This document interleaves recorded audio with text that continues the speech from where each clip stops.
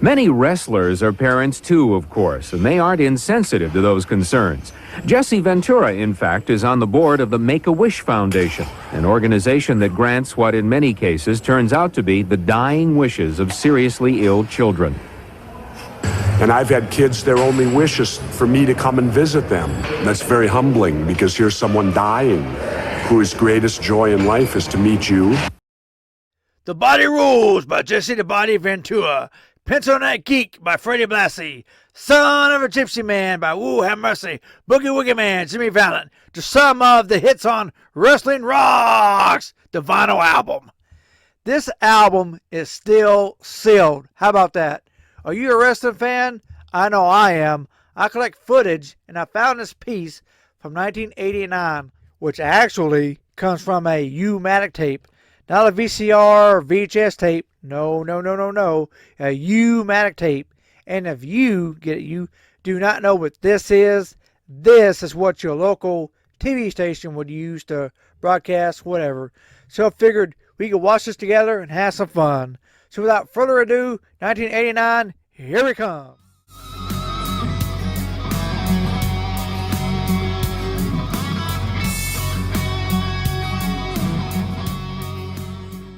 Next, life on the ropes with WrestleMania.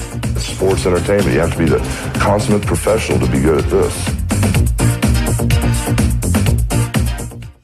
Some people say that professional wrestling isn't a sport anymore, that it is purely entertainment.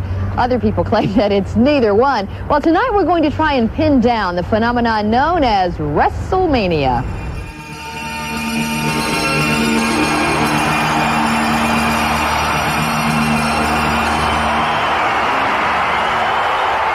It has grown from an obscure fascination on the fanatic fringe to a spectacle in the center ring of the American media circus. That was a win for Rugged Ronnie Garvin right here. What do you say? There are currently 300-plus pro wrestlers going at each other every day. They've got names like Macho Man Randy Savage, Hacksaw Jim Duggan, or Ravishing Rick Rude. Their antics have sparked an emotional explosion in the American heartland from every age group and every social class. Wrestling fans cheer and jeer these flesh-and-blood comic book heroes and villains.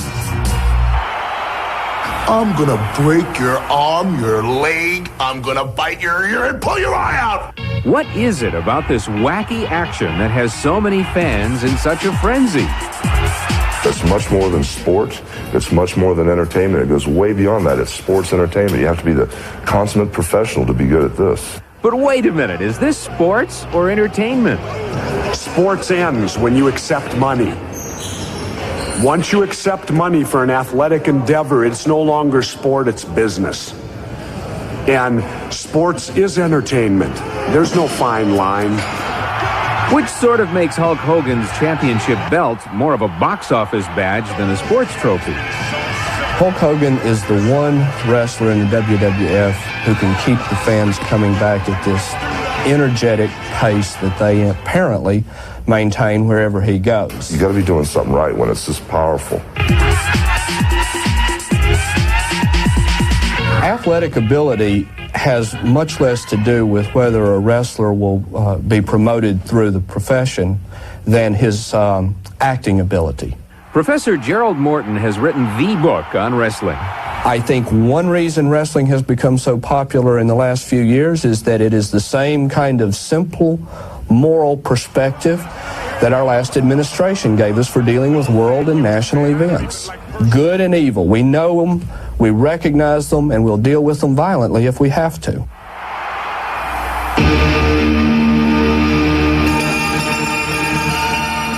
But before we get into too much trouble with the big guys, it must be said that wrestlers are unquestionably athletes, and what they do is definitely real.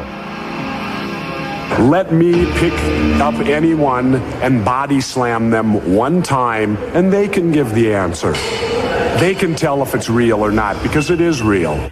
I just gotta say that Jesse is so honest here. He gives some of the best answers I have ever heard a wrestler give. No wonder he became governor. Man, he's just great. In many ways, wrestlers are like acrobats or pardon the expression, even dancers.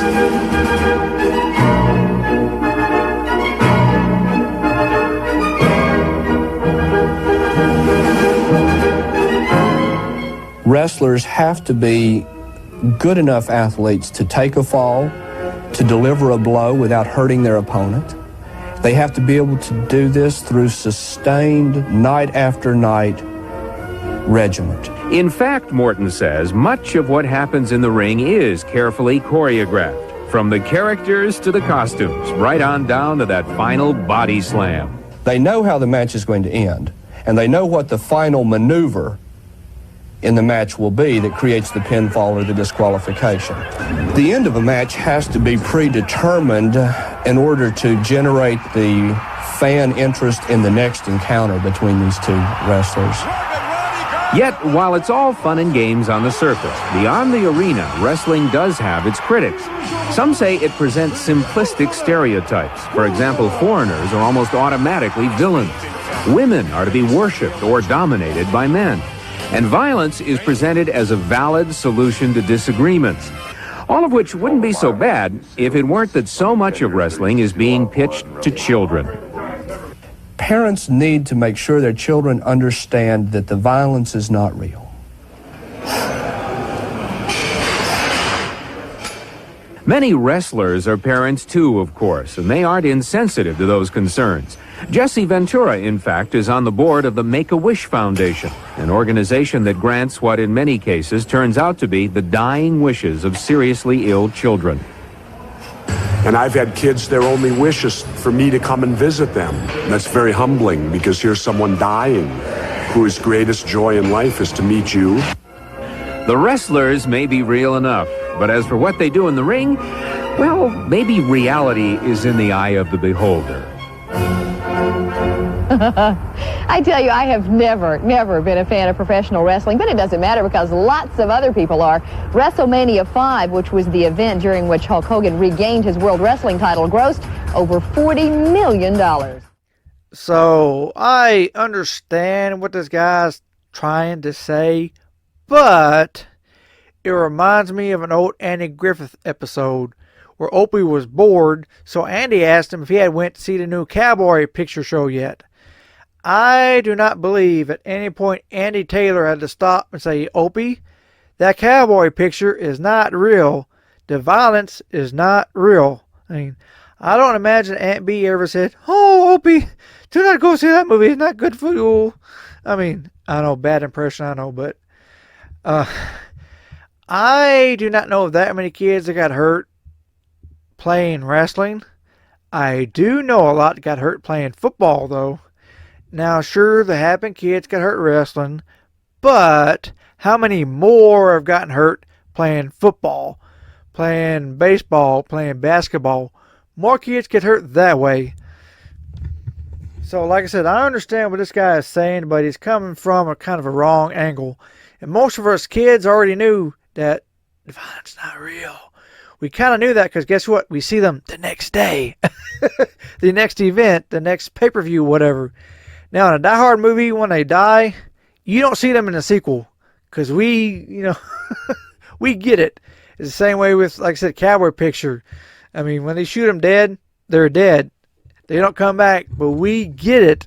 We get that the violence is not real. We know it's actors. But wrestlers, we love them very, very much. They're icons to us. Because like one guy said, John Wayne did not come to your local theater and do a play, right? But guess what? A wrestler came to your high school gym. They came to the Armory, down the street. They came to the arena in town. Or city folks say, down up there in the city.